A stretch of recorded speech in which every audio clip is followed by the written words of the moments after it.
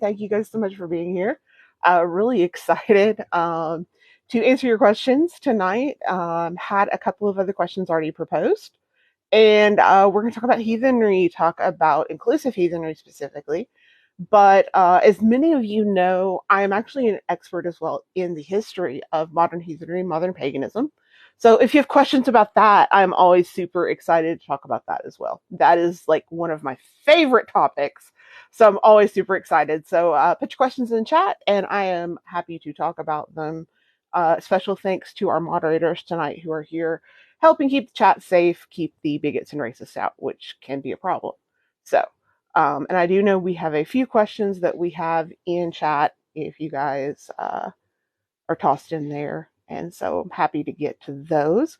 I will start out by introducing myself. My name is Lauren Crow. I am the CEO and president, which is known as the steer of the Troth. We are the largest international heathen organization in the world. Um, we are the oldest continuously operating international organization as well. We were established 35 years ago this year, or actually last year, but it was December of last year, so really just came up on our 35th anniversary. And very excited about that. It's been an incredible time. And I'm so proud of this organization and how far that we have come.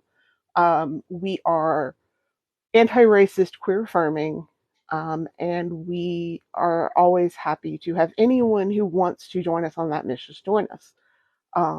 As far as me, I am queer. I am also, at last check, the only woman leading a international heathen organization, which is weird.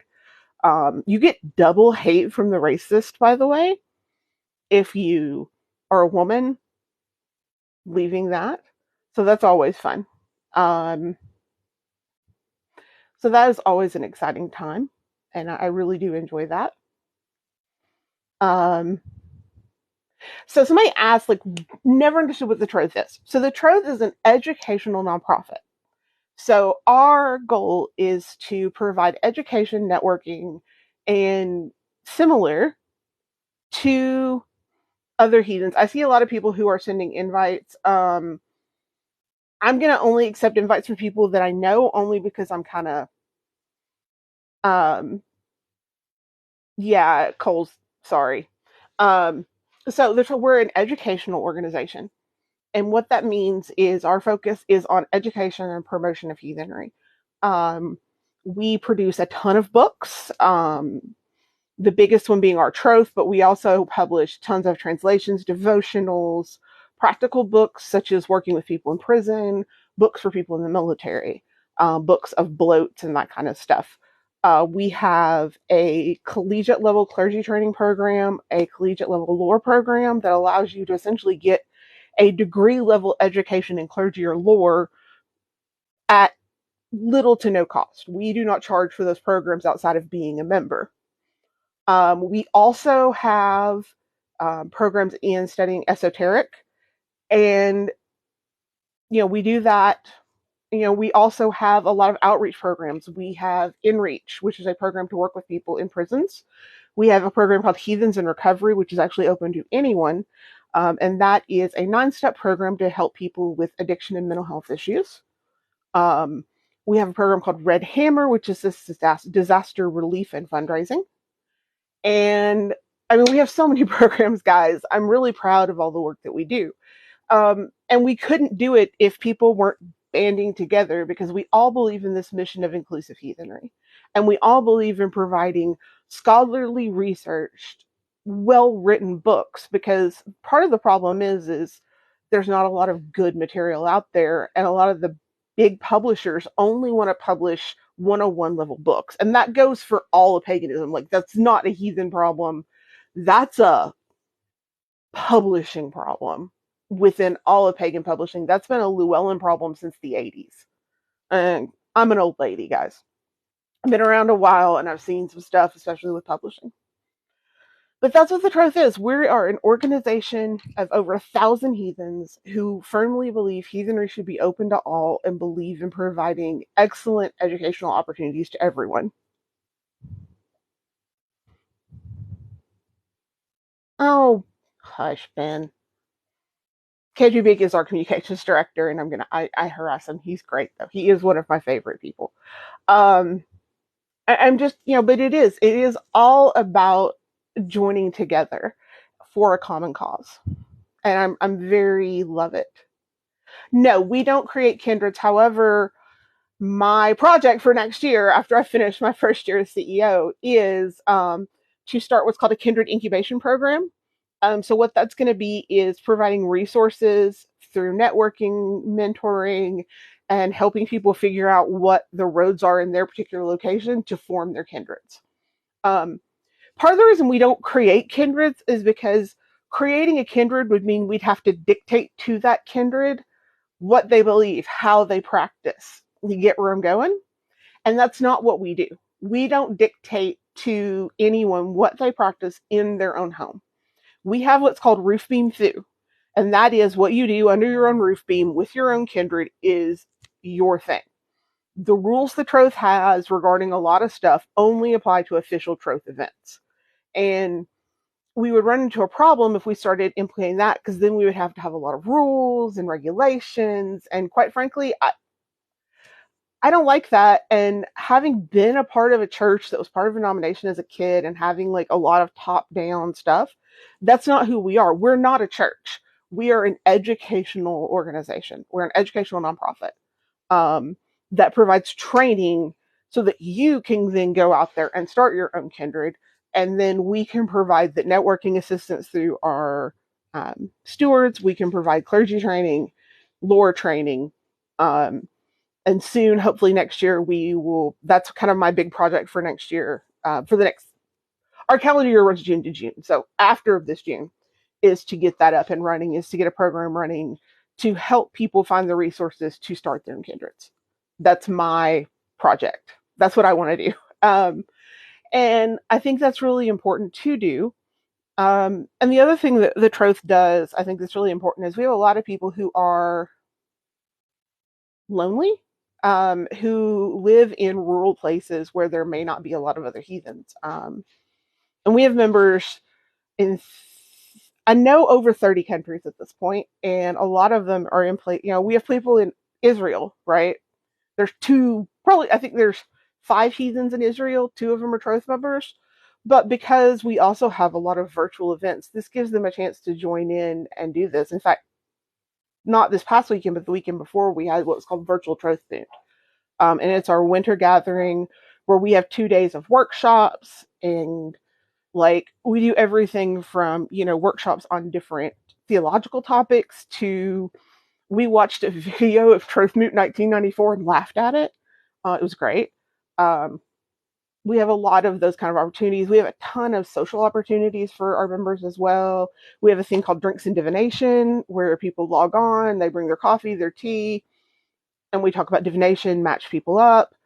We have our monthly member moots. We have a lot of special interest groups that meet for different gods, goddesses, topics. We have a lot going on, and I really, really love it. And I'm really so proud of what we do. I'm proud of how we do it. Excuse me. And I'm really proud of not just me. It takes a whole team, and the rest of our board, the rest of our officers really are what keeps this going. And I'm really proud of that. One of the great things that we do is we have a thing called Heathen Essentials, and it's absolutely free, and it's available to everyone. You do not have to be a member to participate. It is a study program that teaches you the basics of heathenry through several easily accessible books. And then one of the other things that you can do with that this is the reason I love it, is because twice a month one of our board members offers a study group that meets on Zoom. And so people are able to get on and talk about where they are and ask for help. And if you don't know the answers, then what will end up happening is someone will show up and ask questions, and then they may reach out to someone who's a subject matter expert on it. And then the next one, so I've stopped by a few times to answer questions. Our clergy director has. We have a soul lore study group, and we've had people from there stop by, just lots of things.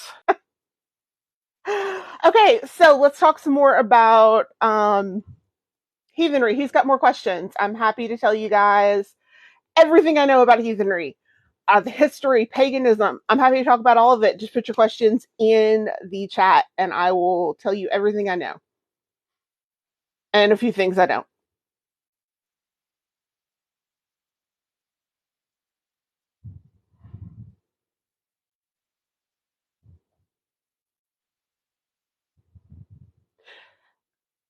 Yeah, it wasn't much. You didn't really miss anything. So let's talk. Here's some stuff. How do you become a heathen? Becoming a heathen is really simple. You do heathenry. I know that sounds silly, but heathenry doesn't have like a process of conversion, right? There's no initiatory thing. You literally just kind of wake up and say, okay, I would like to be a heathen, and you start worshiping the gods. That's it. That is it. Hi, Isaac. You just get up and say, hey, I would like to be heathen and worship the gods. That's what I did 20 years ago. And then you start learning and you start taking your practice and refining and learning and refining and learning and refining and learning. And you talk to other people and you learn new things and you learn old things. It's a beautiful thing. Do you have to worship a specific god? No. Oh, there's so many of them to choose from, and you don't have to worship all of them. You don't have to pick just one. We are polytheists. Polytheist means that we believe many gods exist. Well, I would say most of us are polytheists or pantheists, meaning that we believe in some way or another that many gods exist. And so that for me, that means that I believe almost all gods exist. Theoretically, they could exist. Um, and so I personally take any chance I get to worship any of the heathen gods, which are any of the gods that come from Germanic language cultures. So it's more than just Norse and Vikings, right? You got your Anglo-Saxons, your Goths. I mean, if you're so Goth, where were you when we sacked Rome? Sorry, I couldn't help it. You've got you think about all of the cultures that encompass Germanic speaking lands, Northern Europe, from pre Christian times. Thousands of years, thousands of kilometers, dozens of cultures, plus anything that came after and has kind of been inspired by heathenry, things like Orglova. All of this makes up the giant tapestry of heathenry. And, some people worship Odin, Frey, Thor, and that's awesome. Some people worship Freyholda. Um, some people focus maybe on one particular god or goddess, and that's awesome too. There's really no must, right? I guess that's the best way I can say it. There's no have to. There's no insisting. There's no you have to do this. And that I think is one of the most important things. Who are the most popular gods and why do you think they're most popular? Odin. I think Odin is very popular because he's the chief god. I think a lot of people are drawn to him for his battle characteristics as well as his search for wisdom um, and disability. I feel a certain kindredness to Odin because I'm visually impaired. Thor is the friend of man, and so that's why I think he's popular. Thor has always been popular, right? So Thor was even popular prior to Christianization. Thor has always been popular. Loki. Um, Everybody loves Loki. I'll just be honest with you. Loki's awesome. That's why. And I would say that Tom Hiddleston doesn't hurt in emphasizing his popularity. And then I would say Frigga and Freya are very popular. And I would say that one that people don't think about it is Scotty. Scotty has become very popular, and she is one of our goddesses of hunting in winter. And I think because a lot of people have kind of gone back to some of these ways, like hunting and that, because of the economy, because of things that are going on, and I find that very important. I do too. My best friend, in fact, has a Scotty related snowflake tattoo on her back. That's one of the most beautiful things I've ever seen. Um, I think that for me, I am personally drawn to Frigga and her handmaidens, and that's where I spend a majority of my time. And that is because I work in healthcare. I'm also a CEO. I work in healthcare. I'm also, a CEO of a nonprofit. I run a kindred. And a lot of people see Frigga as being like homemaker, but man, an Icelandic farm was like a business, and she is a boss. And so I really draw from her. Um, I think you're seeing a lot of growth in the Germanic goddesses like Frahulda. Um, but yeah, Thor is still always, I think, going to be the most popular and always has been. One of the biggest misconceptions about heathenry. It's not all Vikings. In fact, the Viking era is such a small, like teeny tiny part of it. And by the time you get to the Viking area, a majority of Vikings were actually Christianized by that point. Really, by the time you get to the Viking era, the only places that weren't Christianized were Iceland and parts of Denmark. Or excuse me, Norway, not Denmark. Um, Beyond that, most of Europe was Christianized by the time you get to the Vikings. I think number two is the idea that Vikings were rugged, that we're all these rugged, warrior individualists. And that's not necessarily true. Heathens are normal people. I mean, we have CEOs, we have doctors, and we have people who are, work at a grocery store. And we have people who are stay-at-home parents. We have people who are disabled. It's not just a strictly warrior caste kind of religion. It's not all men, which is a huge, I think, misconception. Heathenry, if you look at the studies done by Dr. Jennifer Snook in 2016 in her book, American Heathens, as well as the work done by Dr. Jackson Calico in Being Viking, sorry, I had to think of the name of the book, both of them show that the gender breakdown, the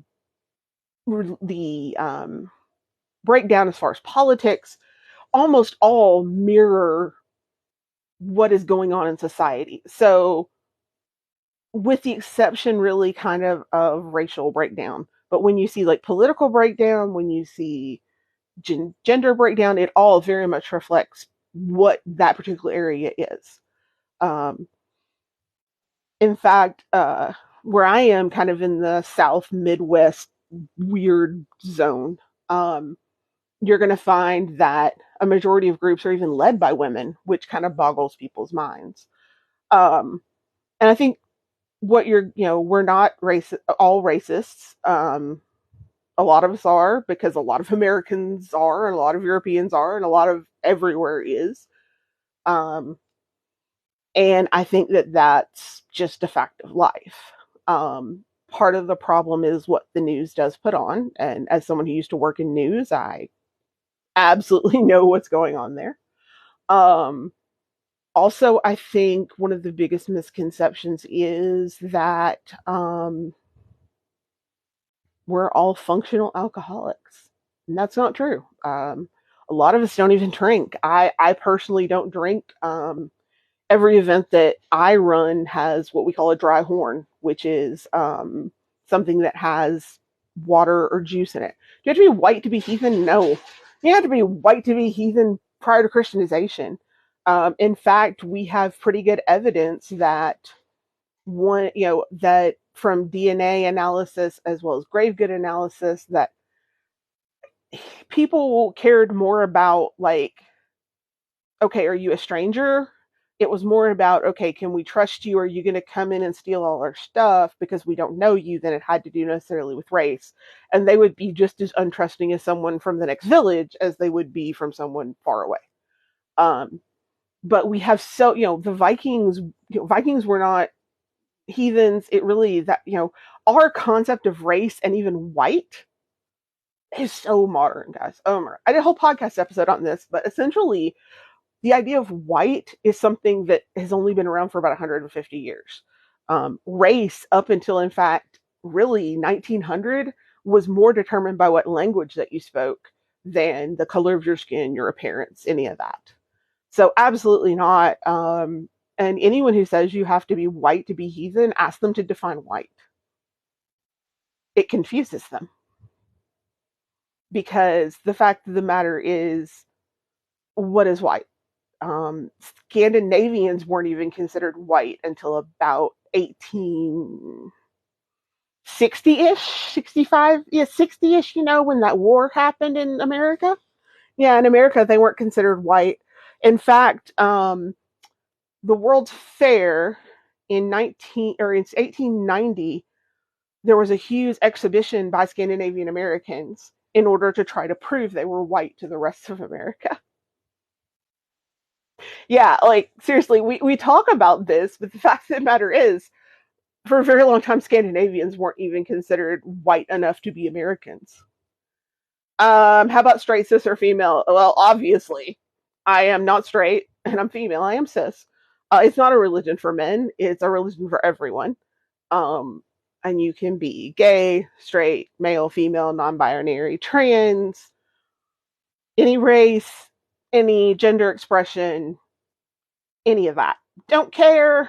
In fact, the Troth has a special interest groups devoted both to LGBTQIA2S+, and as well as we actually have even a more specific group strictly for trans and non-binary heathens.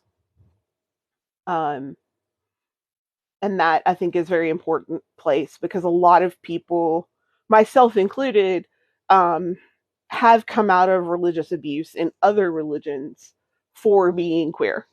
Um, I am a, uh, I'm one of those people. I am a survivor of conversion therapy. What do you have to do to be a member of the Troth? Oh, that's easy. You go to our website, go and look in our link tree, and click join the Troth. It's $25 a year, and with that $25, you get our quarterly journal, which is called Aduna. It's full of wonderful writing by our members. You get access to our Discord. Hang on, let me answer this, and we'll go to this one. Discord. You get access to our mailing list, Facebook, private Facebook groups, as well as a lot of other great things, all of the programs that we offer. So what does DEI look like in the context of a pagan nonprofit? Oh, you're going to ask me hard questions. Okay, so I can't speak broadly, right? Because heathenry has its own special considerations, I think. I can tell you what DEI looks like to the Troth. And that is one, the first thing that we did was we put into place training for our board of directors as well as officers on for DEI, where we actually hired outside consultants to come in um, and do training. The second thing I think is also to bring in outside people to do audits. I think that is also important. You need external eyes on your organization. I think those are the two most important things, is to bring in external, preferably people of color. I do know that there are really great people out there who we can work with. And I think that it's very important. The next step in that is take their recommendations and go with it. And then I think the most important thing beyond that is listening, right? So you want to listen. You want to listen to your members of color. You want to listen to your queer members. You want to listen to your members who are otherwise marginalized due to, and I know we talk a lot about race and we talk about queer, but another group that I think that gets marginalized by racist, bigoted, heathen groups are socioeconomic, right? Some of those groups really want you if you have money, and money is a big part of it. And they really kind of don't want to help you and don't want to offer any kind of way to give you a hand up or, offer, we have Gabo Fund. Gabo Fund is one of our most important programs because it offers free membership to people who have financial need. Um, so that's like one of our big important things is Gabo Fund. But to me, socioeconomic Disability is another wonderful one. The Havamal speaks, in length about disability. Odin was disabled. Um, and so you want to listen to those things and then from there move forward. Part of our DEI initiative, for instance, is one of the things we're doing to help, I think, do this is Winter Troth Moot is a great example of part of our DEI initiative. Because it was part of our DEI to help include more people that are disabled who couldn't travel because of disability due to COVID, due to I can't because of my disability get on a plane. I can't because of my disability, I'm on, for this, that, and the other. They simply can't join us at these big face-to-face gatherings. So we're having these virtual gatherings to allow them to get the same level and quality of workshops that we do at our face-to-face gatherings at our virtual gatherings. And by the way, virtual Troth Meet's another thing that we do that's open to everyone. You don't have to be a member to attend. So is our face-to-face Troth Meet. But I think that is a very important thing, as well as, but I think a big part of it's listening, implementing the programs they ask for. Our LGBTQIA2S plus community has been very vocal about their needs, and we have reached very hard to meet them. As far as our BIPOC community, we do strive to try to meet what needs they bring up, and that can be difficult. Because I know a lot of them don't feel comfortable speaking up because of the way the heathen community have treated people in the past. I'm just going to be very blunt. Um, I'm very fortunate to have BIPOC heathens in my very close circle, who have been able to speak with me about their experiences. And so that has been, I do know that a lot of people aren't comfortable. So I think the most important thing right now for any pagan organization is going to be creating an atmosphere where people who've been marginalized not just feel safe, but they feel welcome, they feel comfortable, and they feel at home. So that's my thoughts on it. Hopefully, I answered your question then. All right, who's got another hard question for me? Come on, I gotcha. I got a diet cherry limeade, and I'm not afraid. Is the steer addicted to diet cherry limeades? Yes. Yes, I am.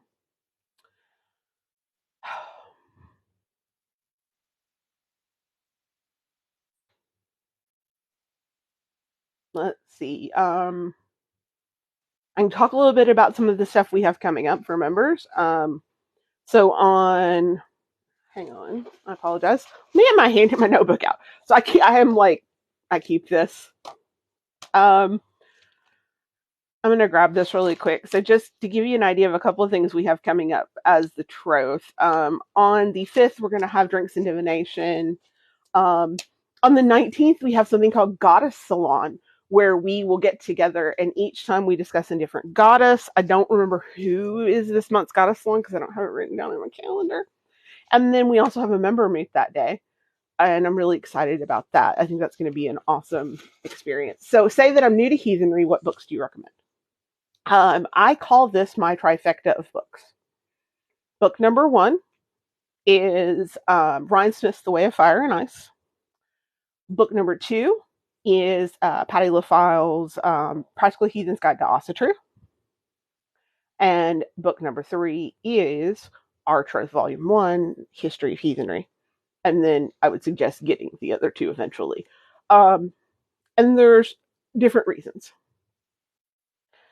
Patty's writing is wonderful, and I think Patty gives you a really strong foundation on heathenry in general. Ryan, even though Ryan kind of dunks on the Troth a little bit, I still give him credit in writing what I consider to be the first hardcore inclusive heathen book, right?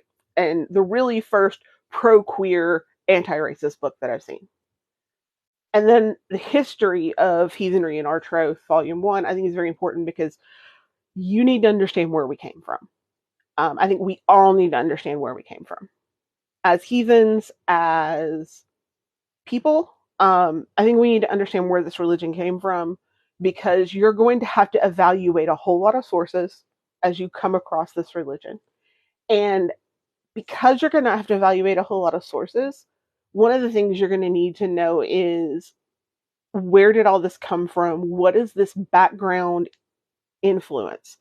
Um, you're going to need to know things like, who's Elsa Christensen, who's Steve McNallen, um, why are these people important? You know, Elsa Christensen did like Elsa Christensen Elsa Christensen did started really the first North American group, but it was an incredibly racist group. She also started what's the modern heathen prison ministry, but it was really an excuse to talk about politics with a bunch of white supremacists. So these are things I think you need to know, because you're going to start evaluating sources, and if you know the history, you can start figuring out the sniff test to figure out if this is a problematic source or not. I had a dream with birds in it as a sign. Let's talk about signs for a minute, because this is one of my favorite topics. Hey, Dobby. Hi, baby. I'm sorry. I have a dog over here. Come here. Okay, I don't have Dobby. I have Lady. This is Lady. This is my puppy. Or my baby. So I always heard dogs make lives go up, so we'll just keep her here. Um, so let's talk about signs. There is a point there is a 4-point thing on telling if something is a sign called mice.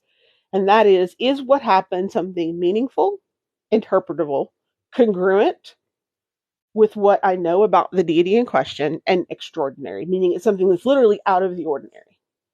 So, and if you're interested in that, if you go up to our link tree, go to our website, we have an extensive article where I break all of those down very into little things. So what are some red flags when we're looking to join kindreds? I would say like, the biggest ones are going to be how they talk about other people. Um, so are they telling people that they're, uh, like, how do they talk about women? How do they talk about minorities? How do they talk about queer people? Number two, are they pressuring you to, oh my God, you have to join right now? Are they saying they have the answers?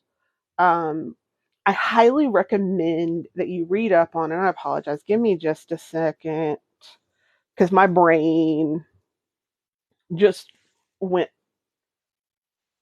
flunk. Um, so I would highly suggest looking up, um, like, the signs of a cult. And I know that there is, I can't remember. I apologize, guys. I'm trying to remember what the actually, because there's a new one, but there's the signs that you're in a cult, essentially. I would look at those. I used to recommend one, but the guy who wrote it ended up being a complete and total piece of trash. Um, so I don't share that one anymore. But there are several signs that you're in a cult. I suggest looking at those. There is a very great um, YouTuber named Telltale. He's an atheist YouTuber, but he has really great things about cults and breaking down different groups into cults. And I think his stuff is very important to try to figure out, like, if this group may be problematic. Although I will say the term they tend to use now is high control groups. I think that's important. Are they trying to take up a lot of your time? Do they try to control what you read, who you talk to, who you study with? Um, do they want you to completely conform to their ideas? Do they not like having their ideas challenged? And off Lady goes. Do they, I think those are huge red flags. And in fact, I asked yesterday in our Discord channel for red flags so that I can start doing a video series. So let me go to theirs. Um, I would say, what are your rules about symbol? Because if they're like, if they're super strict, if they tell you who you, that's a thing that might be made up with yours.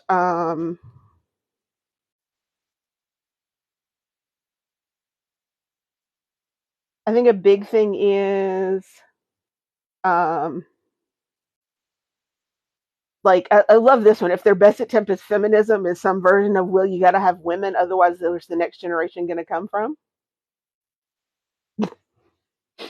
That one amuses me greatly. Um, Anyone who uses the word Odinist or Viking worship, purity.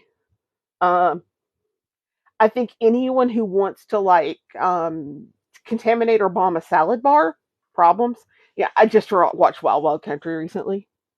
Um, Anyone who's focused on ancestry, that's another big one. What's a moot? A moot is just a gathering of heathens. It can be a big thing like a giant regional or national or international gathering, or it can be something called like a pub moot where a bunch of local heathens gather up and drink. Why do some people celebrate Yule at different times? Because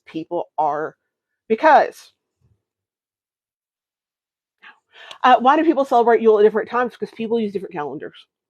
Some people use the solar calendar, some people use the lunisolar calendar, and some people use the lunar calendar, some people use the Julian calendar.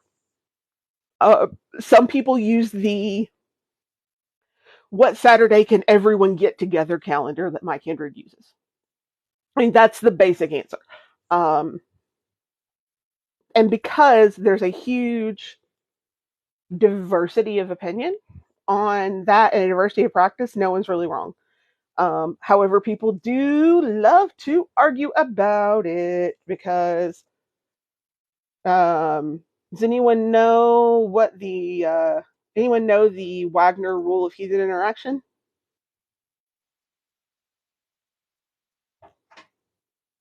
You're not the boss of me, and you're doing it wrong. So, let us talk about the heathen soul for a minute. I want to talk about Orlog and Weird. And honestly, I am like not the person to talk about this always because I'm not an expert by any means. Um, but I will say that, you know, Orlog is a part of um, the heathen soul. What is the Troth? I will get there in just a minute. Um,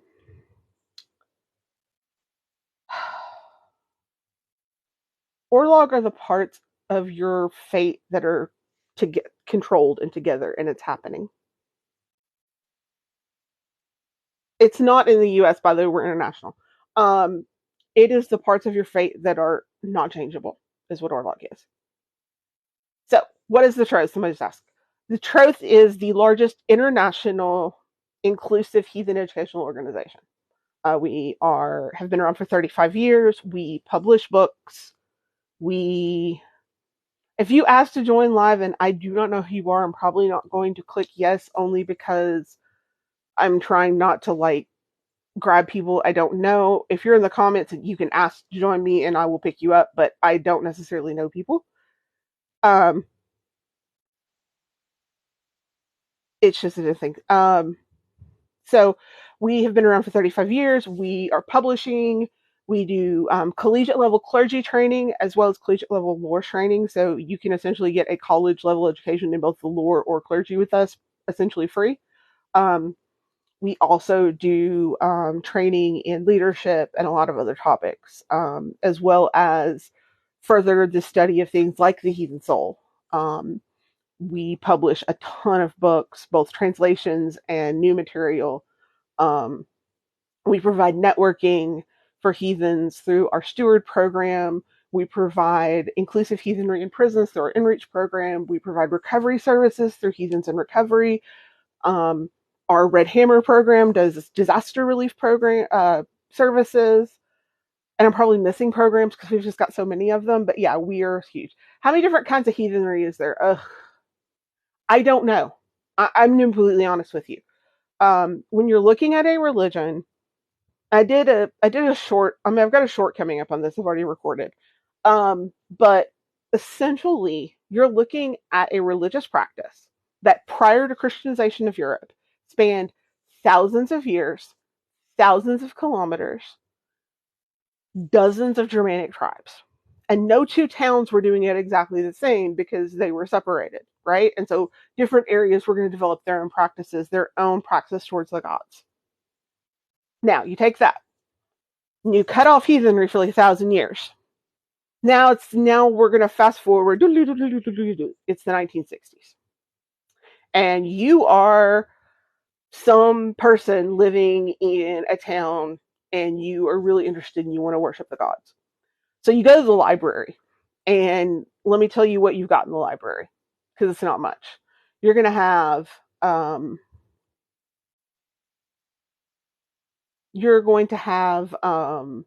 maybe the Eddas, maybe some sagas, if you're lucky, a good mythology book, and that's it.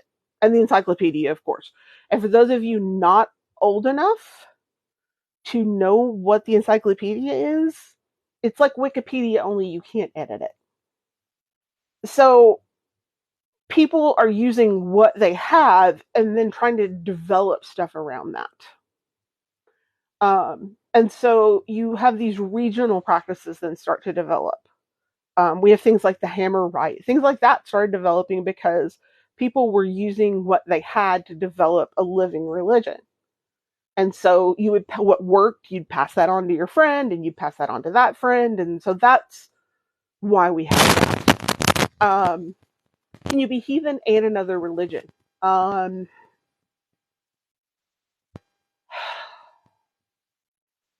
Yes, but that's my answer. Yes, I guess yes, if is a better answer. Yes, if that other religion is synchronous to heathenry, meaning that other religion isn't against you practicing heathenry. I do not think you could be a monotheistic faith and also a heathen. So, for instance, I don't think you could be a Christian and a heathen. I think that would be very hard. We do have evidence for people who were atheists who still participated in heathenry. Like, that is something that's there. I do really think that is, but I do think that, I mean, could you be, like, I have a friend, I love him, he's not on TikTok, but I'll tell a story on him anyway. So I used to do this YouTube show called Heathen Talk a long time ago, and my producer was someone who did Nova Roma, or Roman Reconstructionism, and also was heathen. And I used to call him my loving little pasta true. Hi, Mark, if you ever hear about this. And so I think you can do that. Like I said, it just really is going to depend on, like, can you be Unitarian and heathen? Absolutely. I think it would be, you would even struggle. I think it would be hard to be strict British traditional Wiccan and heathen. I think it would be really hard. But I do think it's possible. I do worship gods outside of the Norse pantheon, but I keep those practices separate from mine. So what is, like, the thing I'm the most happy about has changed in heathenry in 20 years? By far, it's the fact that we're not trying to big tent anymore. In the early 2000s, the heathen community was much smaller than it is now. And I think that's really hard for a community, because you feel like you have to let everybody in. Like, you have to be friends with everybody, even the racists. I remember Diana Paxton telling a story at Troth 2019, about how you would go to a ritual in San Francisco, and you would have hippies and then on the other side of the spectrum, you would have a guy show up in a you-know-what uniform. And everything in between. And even into the 2000s, that really persisted. And I'm so happy that we finally said enough is enough, and we're not going to try to be a big tent organization. Representations on running the rune, more on the runes. Okay, Diana Paxton's book, Taking Up the Runes. Anna Grow a Sheffield's book, Long Branches, is another good one. The other thing, honestly, I'm going to tell you what an award-winning divinationer said to me a few weeks ago. Do it. Just do it. If you want to learn to read the runes, do it. And especially do it for a stranger. It's actually easier and harder at the same time to read for a stranger. Harder because you don't necessarily have that context in the back of your brain. Easier because you may never see them again. But I do think that's it. But yeah, I do think that is, Diana's book is definitely really good. And then there was that, what was the other one that John was recommending? I can't remember. Those two definitely, though. I would avoid anything by Edward Thorson. Thorson studied with the Leaf Society. Anything from the Ring Guild, I would avoid all that. Thorson studied with the Leaf Society. The Leaf Society started by Guido von List, who was a German separatist, anti-Semite, and also lied about being nobility. And I can tell stories about Guido. Like, if you guys want to hear like really wild stories from the history of like the Heathen movement, I can tell those. That's one of my favorite topics. But yeah, I would avoid. I would also avoid anything by Ralph Bloom, because he admits freely he made all that up. Do you have a clergy program? We do. We have a clergy program. It is been around for, I think it started in 1995. It is a wonderful program that is part mentoring, part classwork. It's a really great program that's developed over many years by many people. Yes, Rudiments of Rinlore by Paulington. That was the other one. So, clergy program. To be a part of the clergy program, you have to finish our Heathen Essentials program, as well as some additional modules that are, and then there's an application program. You also had to have kind of been a member of the organization for a full year. This is to make sure people aren't joining just, and then they're trying to get into the clergy program, and then that's the whole thing. There is an application process, and you have to have letters of recommendation to make sure you're someone of good character. And then you study, and then once your studies are finished, you do you essentially almost like a thesis defense. You are questioned by several elders and clergy members, and then you also do public ritual, and then you are brought in. Music recommendations. I don't listen to, real talk, guys, I listen to emo music. I don't listen to a lot of heathen music, like heathen music. I know Wardruna is popular. I don't know. If you want good pagan music, S.J. Tucker, Beth Patterson. I don't know. I'm not a big, I'm sorry, guys. That's not my, I mean, if you want to listen to Fall Out Boy and, yeah, that's more my speed. They have 2 new songs out, by the way. They're really good. Just plug in some Fall Out Boy there. I mean, Wu-Tang's pretty awesome, too, because it's for the children. Who's the other one that everyone likes? No, seriously, Wardruna. I mean, Wardruna is very good, and I don't know. There's Highland is the other one. I don't. It's not. You know what, guys? I am not into the Viking aesthetic at all. I have this because it's a nice background. I'm not into the Viking aesthetic. I'm not really into that kind of music. And I'm sorry, this is bouncing. My dogs are being dogs. And I'm not really into any of that kind of, like, it's not my thing. So if people have recommendations, please put them in the comments. I appreciate it. I can recommend S.J. Tucker as for pagan music, and Mama Gina. And I know that neither one of them are racist or have problematic, especially SJ, because I've known her since I was 16. She and I went to high school together. Beyond that, I'm kind of, I don't know, I'm sorry. like I said, I listen to emo and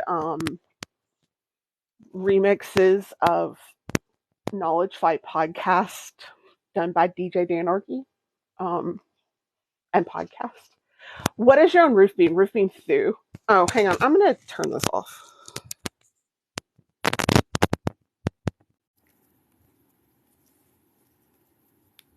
Is that better?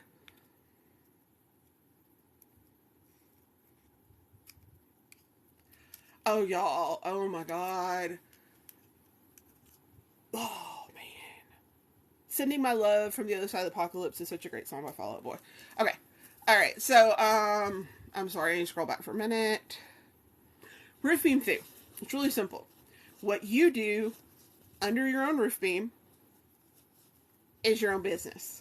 And the Troth can't tell you theologically what you're doing is wrong. Ideally, please don't break any, just laws. Like, we ask you please not human sacrifice. And we're going to yeet you if you're engaging in public bigotry or you murder someone. But for the most part, for instance, okay, a great example here.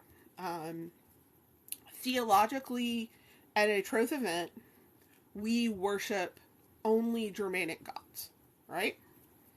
That does not mean, as a Troth member, that in your own home you can't worship Celtic gods or whatever, Roman gods, any other gods, right? Slavic gods, whatever. It just means at Troth events, specifically, we don't do that. So that is kind of what that means. It means that what you do in your own home is your own business. We only dictate what's done, or even with your own kindred. We only dictate what you do in your own, we only dictate what you do at Troth events.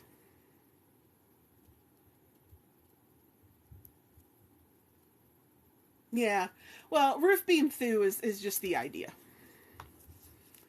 Roof beam through is the idea. It's one of the things that I actually talked about extensively back when we talked about vaccines. The Troth had, Troth Moot was, you had to be vaccinated to come to Troth Moot. That was full stop, unless you had a legitimate medical excuse, and we had a doctor reviewing those. However,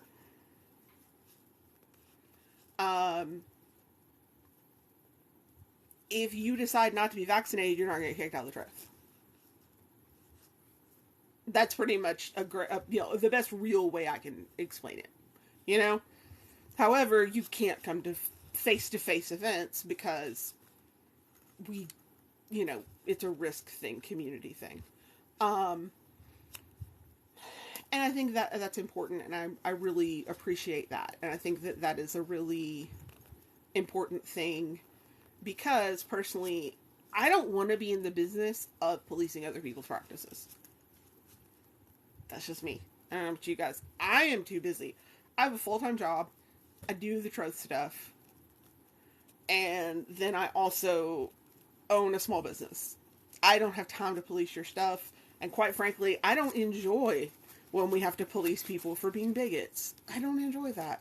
It's not fun.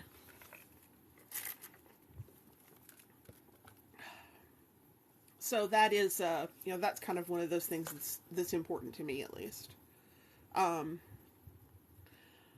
that, I think, is super important as an organization that, we have our stances, but at the, and we hope heavy hand, yeah. The Asa Pope.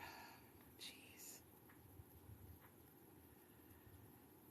And I think it's really important. But I do think it's important. And I think that it's important to allow people, because to me, so if y'all will indulge me for a minute, I want to talk about Reconstructionist methodology, because I think it kind of ties into this. So I am a Reconstructionist heathen, meaning that I use Reconstructionist methodology to inform my heathenry. And without that ability to kind of be able to experiment and do things that wouldn't necessarily be classical heathenry to see if they work, I wouldn't be able to do that. Yeah, I just tell Ben to knock it off. I call Patty and tell her to tell Ben to knock it off because they're in a kindred together. No, we have a process. It is a. I am going to be completely honest with you guys. Our process right now to deal with that is very flawed.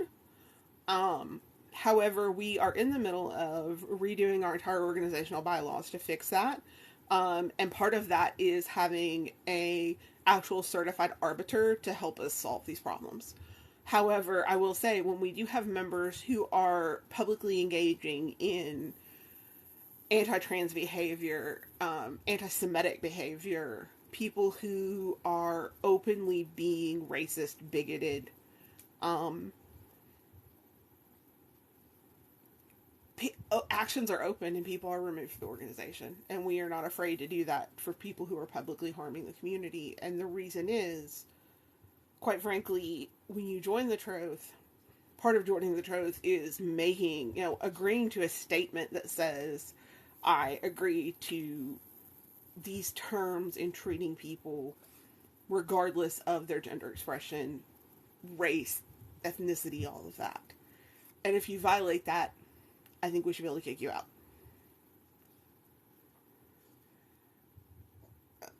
Um, I don't know what we can do, right? Short of issuing a statement saying bad, no, stop, and maybe issuing out something to our members saying, hey, just to let you know, Svensson is, here's what we've learned. Svensson is selling stolen artifacts. Just be aware of this. I don't know that there's anything else we can do other than, like I said, we're an educational organization, so therefore we can educate people. Um, I'll use the stolen artifacts as a thing. Probably what I would do then is go and tap on one of our archaeologist friends, um, and say, hey, can you help me? Maybe we can make some videos, do a live together, and talk about how to spot stolen and fraudulent artifacts. Because I don't, if you're not a Troth member, there's not much we can do. I don't know what we can do other than educate, issue statements, which we have in the past. When the Odinists burned down the church in South Louisiana, we not only issued a statement, we then started a fundraiser and actually raised funds for that AME church in South Louisiana to help them rebuild. And that's something we've actually done. We raised funds for the mosque in Christchurch after that happened. We've actually done that a lot in the past, when other people who have claimed some closeness to our religion have done things like this. We have in the past raised money to, even though we have no responsibility from, really, we still have raised money from our membership and from other heathens to help these people who've been damaged by people who claim our religion. I think that's a important thing. But I mean, it's a very independent religion. It's kind of like, what do Christians do about Westboro Baptist Church other than denounce them? Um, Another thing that we can do, one thing that we do is try to be a loud voice. And that I'm going to give Kid You Beak, Ben, I'm about to talk about you for a minute, so just deal with it. We work very hard on our search engine optimization. We're about to spend a decent amount of money on a brand new website with the idea that we really want to beat out the other people and basically intercept rather than de-radicalize. It's easier. A friend of mine used to be a white supremacist. Like, he was involved in the deepest of the deep white supremacy. He was actually a moderator on a major white supremacist forum. He got out 10 years ago. He has turned his life around. He actually runs a nonprofit now. And the thing he said to me that always sticks with me is it's easier to intercept someone than it is to de-radicalize them. And so that's also another thing the Troth is trying to do, is intercept people before they become radicalized by racist groups. Yes, the Troth does offer grants for those who would like to, who are having financial issues. It's called the Gabo Fund. And it's not a grant, it is just other members donate to Gabo Fund, and then we have that money to be able to fund memberships for people who are in financial hardship. And that's been around, I think, since the organization started. One of the fun stories about the organization I'll tell, when it was started with the idea that we were going to build Hofs in every major city in the world.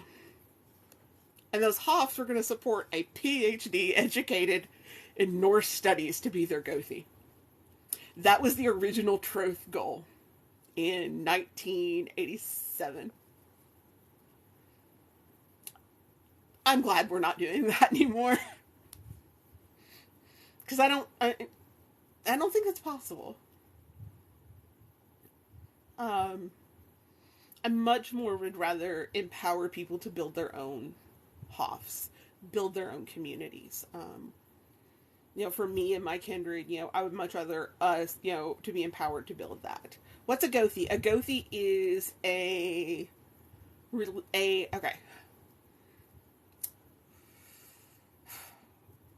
Depending on the kindred or the group, a Gothi is either going to be the spiritual leader of a group or can just be the leader of a group.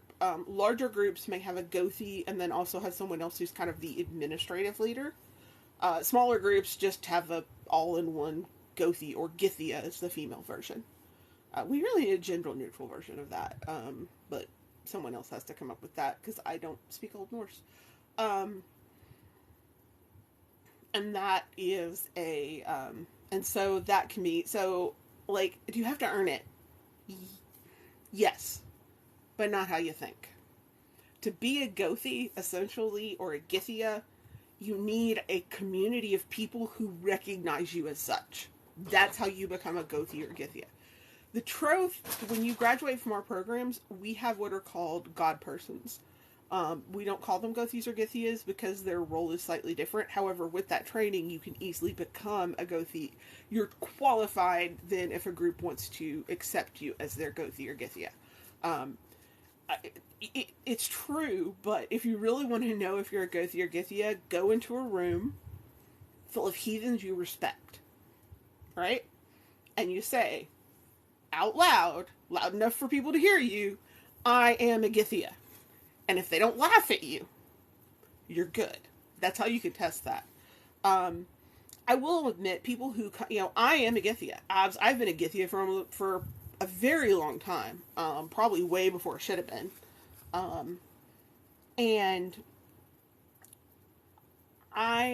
I'm not your Githia, right? I don't use that title outside of my kindred. Or times when I need to use it, like wedding type stuff, when I'm doing official stuff. And the reason is because, in as much as there are people in this world who love and respect me, who I am very close to, I'm not their Githia either. Because they're not in my kindred. They're not in my community. I am a Githia for my community. I have to admit, when people come in and they try to claim, they use the title. This is a personal pet peeve, guys. This is not a truth. This is just me. I do question people when they come in and they want to insist that everyone call them Gothi or Githia. That's a red flag, actually, for me. Because, what have you done to earn that from me? You aren't my Gothi. It's like mom and dad. I think mom and dad are a perfect example, right? So you call your parents some version of that. And someone who's super close to your family might call your parents mom and dad because they're super close to your family. However, not everyone gets to call them mom and dad. And if some rando starts calling them mom and dad, it's weird. What are my thoughts about the prostitute phenomenon here on TikTok?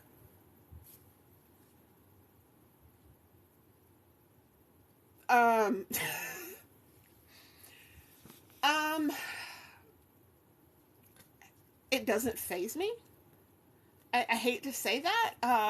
Having seen the prostitute thing happening now for like 20 years, it's just an evolution of I'm gonna really date myself. Usenet, IRC, Limeade Hall, Also True Lore, Reddit, Facebook. I mean, you get where I'm going here. Nothing new. I mean, it really isn't.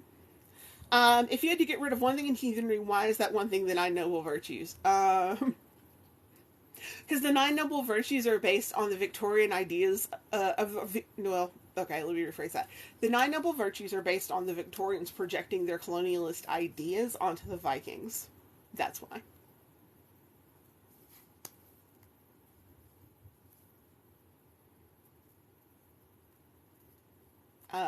Honestly, you know what? I can do this. I don't make money off this. I do a podcast. It's called Heathen History. If you go to heathenhistory.com, you can listen to it. I do an entire episode on British Romanticism that explains this in depth. But essentially, the British used the Vikings to justify their colonialism. And so during the Victorian era, you have a whole lot of projecting what they thought were the idealized man onto the Vikings. All of this writing is what ends up in libraries in the 60s and 70s. And it's where the nine noble virtues and all that comes from.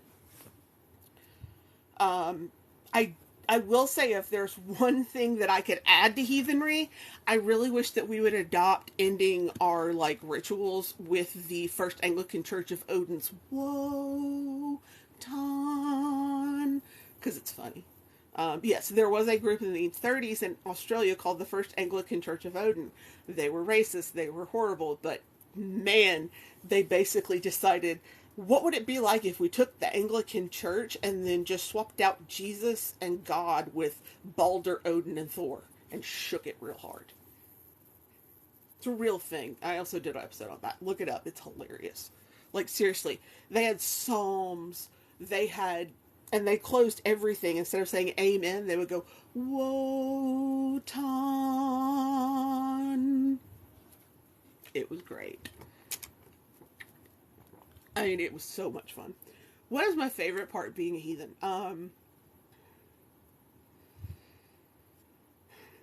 Do you want me to answer this lightly, or do you want me to answer this in my real deep, serious reason? Because I can do both. I'm just not sure you want me to get deep and serious. So I'll give you that option, Anna.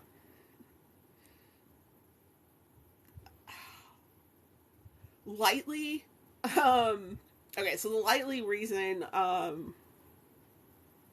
is that I have a community that I could never have dreamed of, right? I love the heathen community. I love the people. I love the opportunities. I love the communing, and not just with the people, but with the gods. I just love this really sense of knowing who I am and where I am in this community.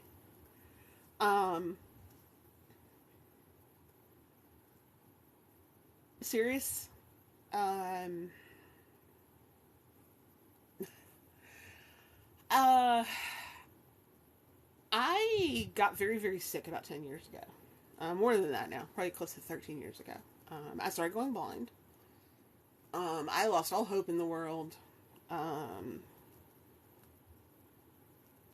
Heathenry gave me a purpose.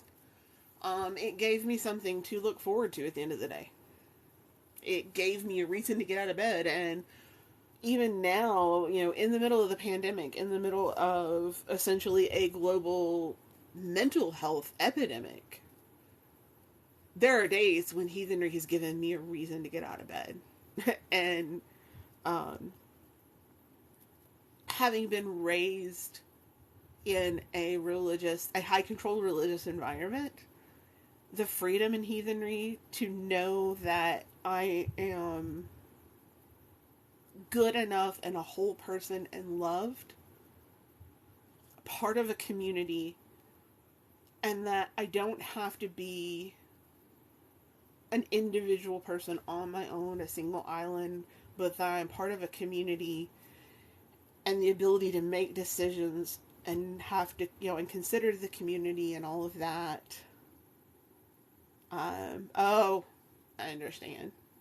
My parents were Gothards, So if you understand Falwell, you probably know who that is. My parents were willing to go through. It's just, it's wonderful. It's wonderful. And, to me, I became heathen because I really believe it's the best way to live. I love that. I love that tie into the community. I love that I live every day not, and my concentration is not just on the self. And, something else that I'm very open about is I'm an addict who has I have 20 years of sobriety. And if you're an addict, addicts are selfish, and heathenry gives me a reason not to be. And I love that. It's such a wonderful thing. So, to lighten the mood, what's a joke that only heathens will understand? Two heathens walked out of a bar. It could happen.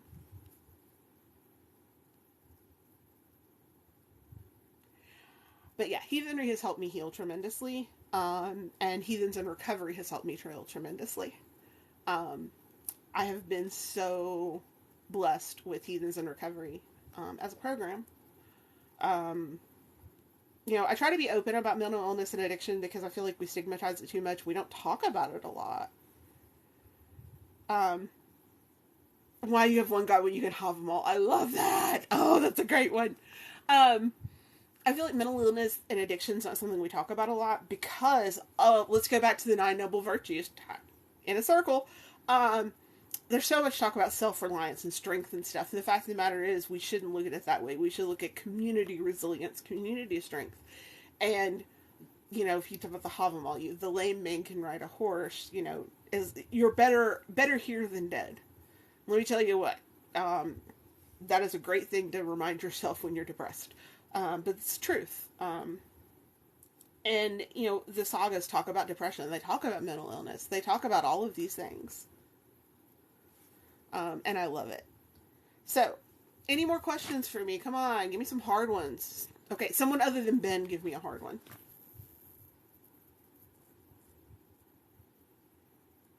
Because I know Ben's going to ask me something weird. Like, I don't know.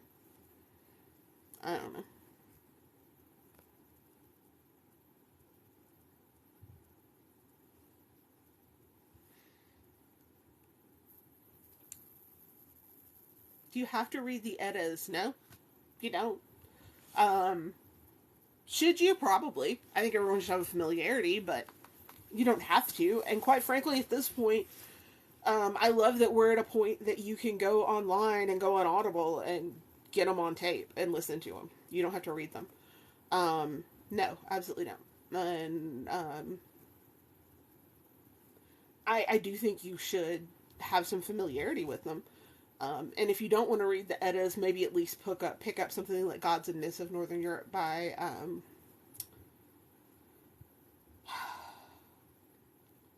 H.R. Ellis Davidson. Is that right? Yeah.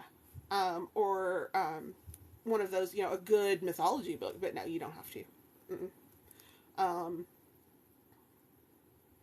However, it is fun if you know the Eddas and can argue them with other people. Like I do that. Is worshipping Loki bad? No. If worshipping Loki's bad, I don't want to be right. That seemed appropriate. No, it's not. The Troth did have a Loki man for a while. I can tell you that story real quick. And it came down to somebody said it was official and it never was, and so we believed it.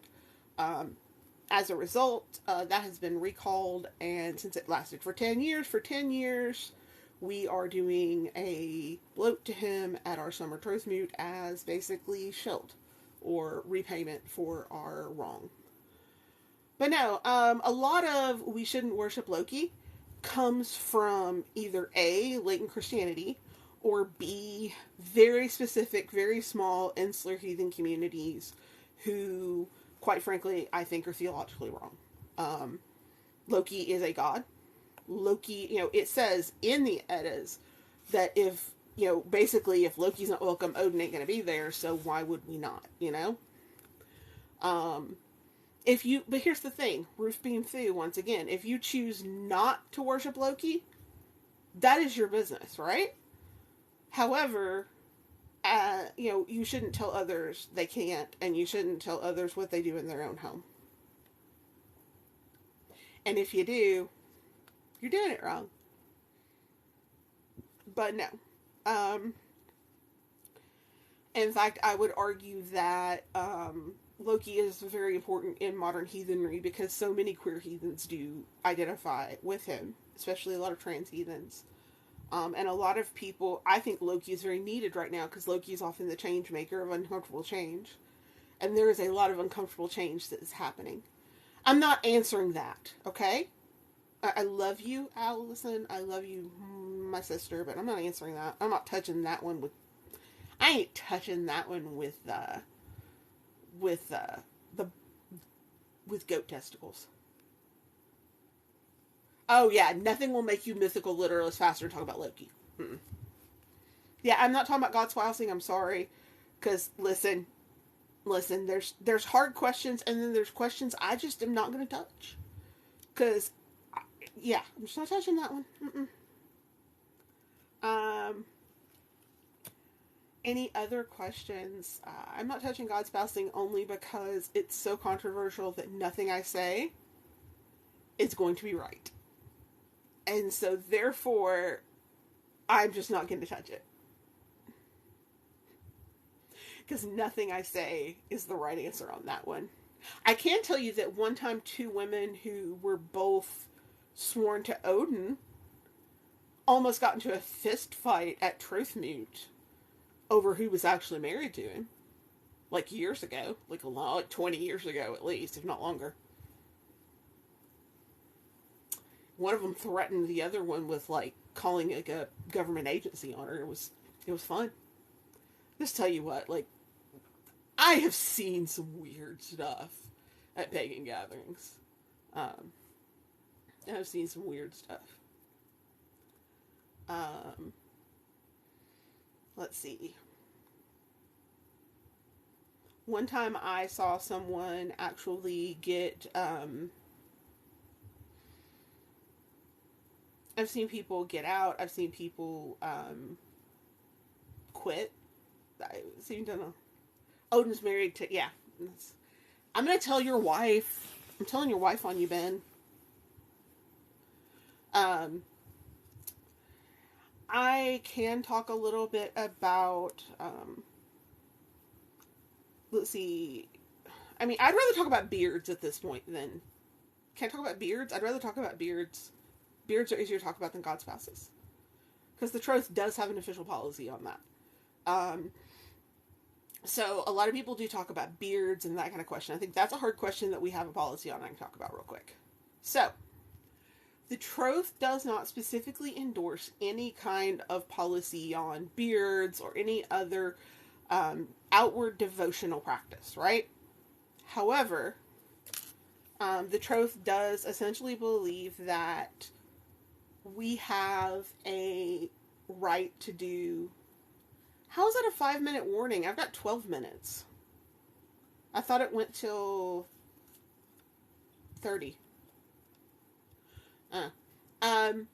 Basically the idea is, although there's no like mandated from the Troth, different heathens may have different devotional practices that they engage in, either because of oaths given to specific gods, or because of their particular type of heathenry. For instance, certain denominations of heathenry say that you have to eat certain foods during certain religious feasts.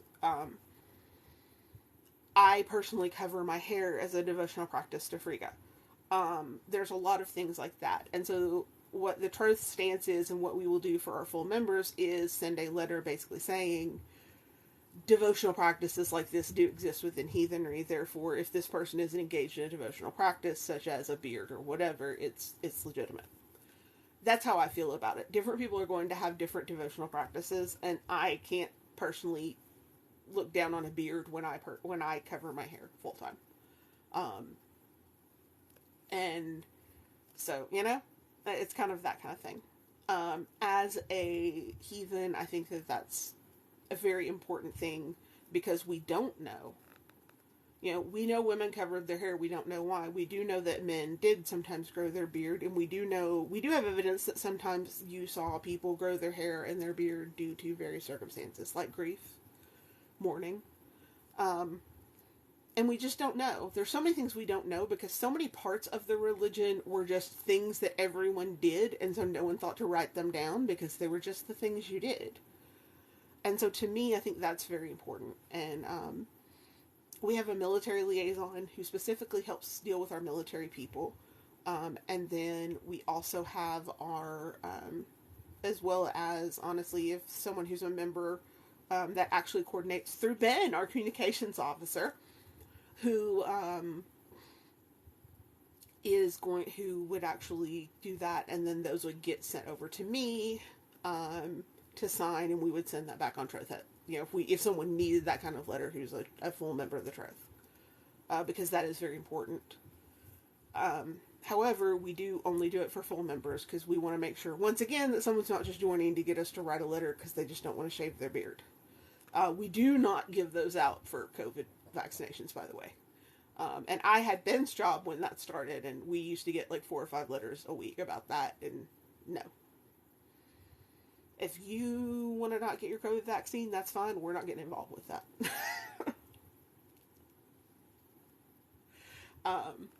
And I think that's important to understand, you know. I have wondered, though, if I could write that same letter for, like, drag shows and claim that drag shows are part of our religious practice in Arkansas if this bill passes, that drag shows are now going to be, like, rated X. I also really want to ask if that means that, like, Mrs. Doubtfire is now an X-rated movie. But those are just weird Arkansas questions. Alright, last question. One more question and then I'm out of here because, yeah, I'm tired. I'll even let you ask me a ridiculous question, Ben.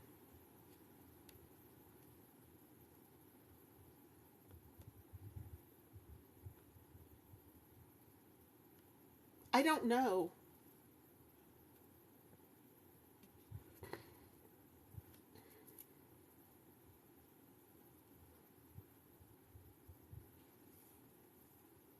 So if you enjoyed this, please go to our link tree. Learn more about the Troth. Subscribe. Watch our TikToks. We are going to start some rune videos. I do my hair with the steer. We've got a lot of other great stuff on our TikTok.